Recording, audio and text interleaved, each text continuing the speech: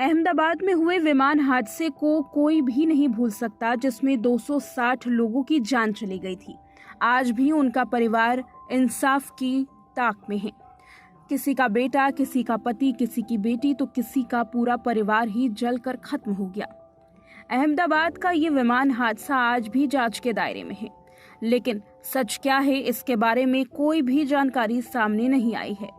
हालांकि एक प्राथमिक रिपोर्ट सामने आई थी जिसमें ये बताया गया कि इंसानी गलती की वजह से विमान हादसा हुआ, लेकिन जिस इंसानी गलती का जिक्र किया गया था उसे करना लगभग असंभव है। दरअसल ये प्राथमिक जांच के रिपोर्ट में दावा किया गया कि कॉकपिट में इंजन के स्विच को बंद करने की वजह से यह हादसा हुआ, लेकिन कॉकपिट की बनावट के मुताबिक इंजन का स्विच किसी भी तरीके से पायलट बंद नहीं कर सकते हैं। तो आखिर क्या जांच में कोताही की गई या फिर मामला कुछ और ही है? इस बारे में अब सुप्रीम कोर्ट में दरवाजा खटखटाया गया है। कैप्टन सुमित सब्रवाल के पिता ने सुप्रीम कोर्ट में पिटीशन दिया है। कैप्टन सुमित सब्रवाल जो हेड कैप्टन थे, जिनकी देखरेख में प्लेन उड़ाया जा रहा था। अहमदाबाद के एयर इंडिया प्लेन क्रैश में 260 लोगों की जान गई। 4 महीने बाद अब कैप्टन सुमित सब्रवाल के पिता सुप्रीम कोर्ट का दरवाजा खटखटाते हुए नजर आए।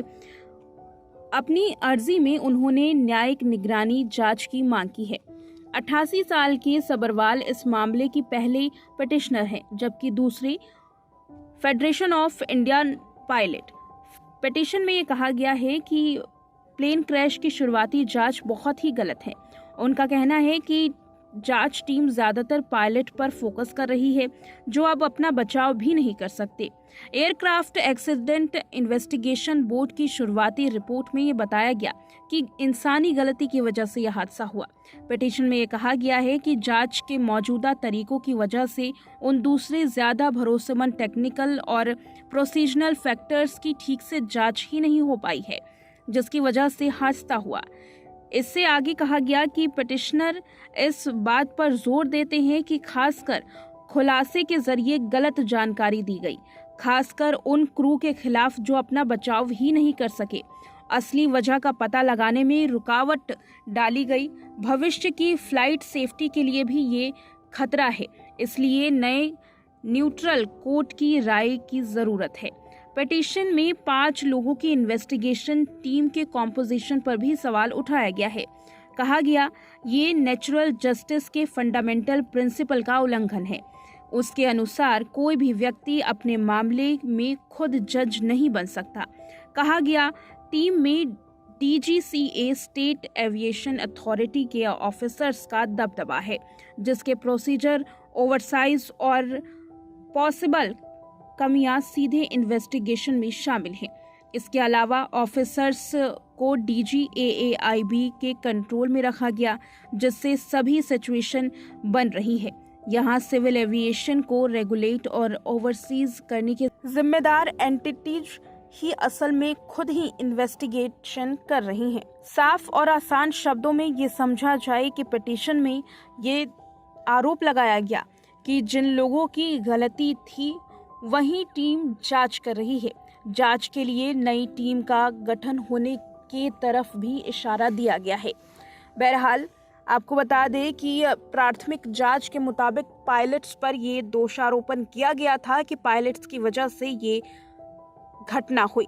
पिटीशन में कहा गया कि सिर्फ एक जुडिशली मॉनिटर्ड एक्सपर्ट्स की जांच जो रेगुलेटरी अथॉरिटी से अलग हो, इस दुखद घटना के असली कारणों को पूरी तरह से ट्रांसपेरेंट और भरोसेमंद पता लगा सकती है, जवाबदेही बनाए रख सकती है और ऐसी बड़ी नाकामियों को दोबारा होने से रोक सकती है। इसमें आगे कहा गया कि कैप्टन सब्रवाल का 30 साल से ज्यादा का करियर था। इसमें उन्होंने 15 घंटे से ज्यादा फ्लाइट उड़ाई है, जिसमें बोइंग एयरक्राफ्ट भी शामिल था और एक भी ऐसी गलती या घटना नहीं हुई जिसमें किसी व्यक्ति की जान गई हो या कुछ और हुआ हो।